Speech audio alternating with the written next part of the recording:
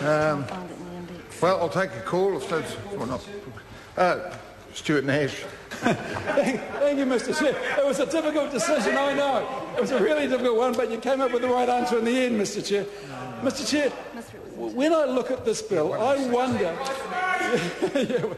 wonder if the member actually spoke to the National Government's Justice spokesperson. I wonder if he did.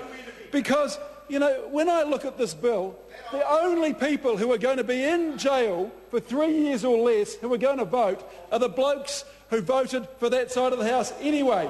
These are the chaps from the 40-odd finance companies who I hope will end up as guests of Her Majesty in the big house for the damage that they have done to the vast majority of people. But, Mr Chair, I must say one thing. The member who spoke, the national member who spoke last time, Cam Calder, spoke about denying the rights of Kiwis who had done great harm to society. Well, I may be wrong, Mr Chair, but the way I read this bill, this is only for people who are in jail or who have committed an offence that is jail for 3 years or less.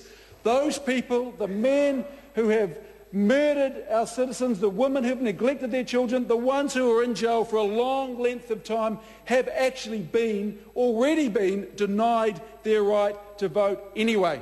But I look at this bill, and this is a nasty bill. What does this bill do? It does not save any lives. It does not protect society. It does not deliver equity. There was no mention of rehabilitation. There's no mention of redemption, no mention of restoration. It only delivers a kick in the guts, a further kick in the guts to those who are in jail, who have made wrong decisions, who are there at the moment for 3 years or less. We are denying them every single possible right that they could have. This is a wrong message to send, Mr Chair, and I wonder if in fact the member who's sponsoring this bill, took it to the caucus committee and they actually debated it. And the reason I ask that is because the Attorney-General himself, who we know knows absolutely everything about everything, wrote a report and said this bill contravenes the Bill of Rights. The Attorney-General said that.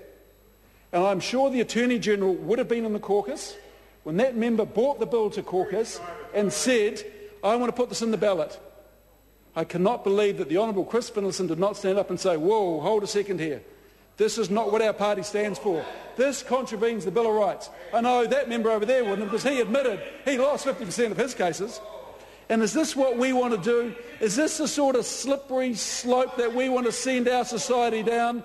Denying the Bill of Rights, a fundamental piece of constitutional law which actually outlines the fundamental rights of every citizen, and the Attorney-General said no. The other thing is Simon Power stood up in the House, he stood in the House numerous times and said that this government is going to be hard on criminals. Is this hard on criminals? He said this government is going to look after the rights of victims. Does this bill attend to the rights of victims? No, it doesn't. It doesn't do anything positive at all. It does nothing positive at all. As my colleague, the Honourable Leanne Dalzell mentioned, is this going to stop people committing crimes? Cam Calder said, well, it may. Of course it won't. People who are going to commit crimes are not going to stop and say, well, hell, if I go to jail, I'm not going to be allowed to vote.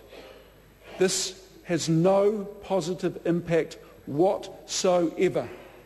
It won't stop crime. It won't address the causes of crime. It doesn't address social equity. It does nothing. It does nothing to help rehabilitate those people already in jail. And it is not the track that I think our society needs to go down. And I am sure Mr. Bridges over there would agree.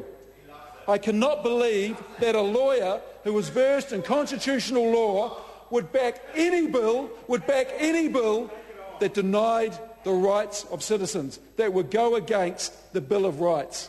I just cannot believe that. So to Mr. Quinn, I ask you, sir, to have a look at this bill, to take a deep breath and have a look at what you are actually trying to achieve, because I don't know. I don't actually know what this bill is trying to achieve.